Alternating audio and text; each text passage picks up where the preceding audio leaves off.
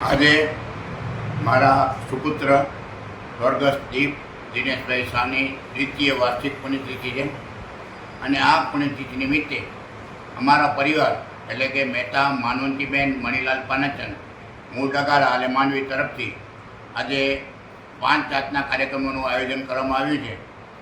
એમાં 1 જીવદયા, 2 માનવ સેવા, 3 ધાર્મિક, 4 શૈક્ષણિક અને 5મું આરોગ્ય। જીવદયાની વાત કરીએ તો જે મૂંગા જીવો છે એની લીલાચારાનું નિર્ણય કરવામાં આવશે। જે શ્વાન છે એને રોટલા, રોટલી, બિસ્કીટ અને કેપ આપવામાં આવશે અને ગૌમાતા અને શ્વાનોને માનવીની સંસ્થા મણિભદ્ર વીર ગ્રુપ તરફથી લાપસી અને ગોળ આપવામાં આવશે। ત્યાર પછી જે કંઈ પશુઓ છે, મૂંગા જીવો છે, એને નિરણ પણ આપવામાં આવશે। ધાર્મિકની વાત કરીએ તો આજે માંડવીના 7 જિનાલયોમાં પ્રભુજીની ભવ્યાતિ ભવ્ય આંગી કરવામાં આવશે અને આજે અત્યારે 10 વાગે માંડવીના શીતળનાથ જૈન દેરાસરમાં કલાપૂર્ણેશ્વરી આરાધના ધામમાં આજે પૂજા રાખવામાં આવે છે, પંચકલ્યાણ પૂજા।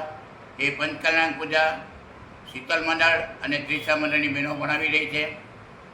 શૈક્ષણિકની વાત કરીએ તો જે સ્કૂલમાં મેં 17 વર્ષ સુધી ફરજ બજાવી એ જિલ્લા પંચાયત સંચાલિત જયનૂતન પ્રાથમિક શાળામાં હમણાં ગુજરાત સરકાર તરફથી બેગલેસ દિવસ નીકળે દર શનિવારે, જેમાં કોઈ ચોપડા લઈ આવવાના ન હોય અને શિક્ષણ મેળવવાનું હોય તો બેગલેસ દિવસ માટે શૈક્ષણિક રમકડા અને અન્ય રમતગમતના સાધનો પણ અમારા તરફથી આપવામાં આવશે।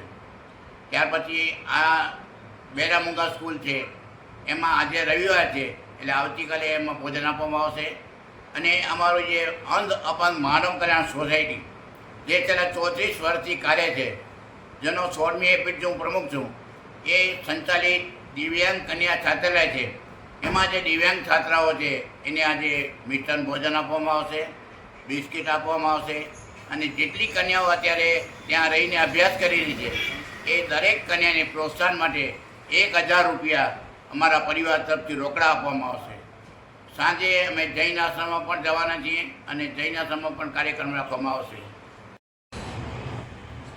આજે 21 જૂન એ દીપ દિનેશભાઈ શાહની બીજી વાર્ષિક પુણ્યતિથિ છે, તો એ તિથિ નિમિત્તે ખાસ મારા અહીં દવાખાનામાં ડાયાબિટીસ તથા બ્લડ પ્રેશરનો નિઃશુલ્ક કેમ્પ રાખેલો છે।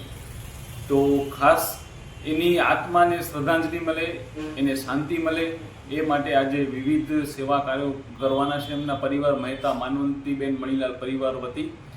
અને ખાસ મારા ક્લિનિક માટે જે કેમ્પનું આયોજન કરવામાં આવેલું છે, તો હું ખાસ અપીલ કરીશ કે માંડવીના સર્વે જ્ઞાતિજનો, નગરજનો ખાસ આ કેમ્પનો લાભ લે। અને જ્યારે આપણે આ કેમ્પ કરીએ છીએ ત્યારે જેટલા પેશન્ટ હોય છે એનામાંથી 1 થી 2 પેશન્ટ એવા નીકળે છે કે જેમનું સુગર 300થી વધારે આવતું હોય છે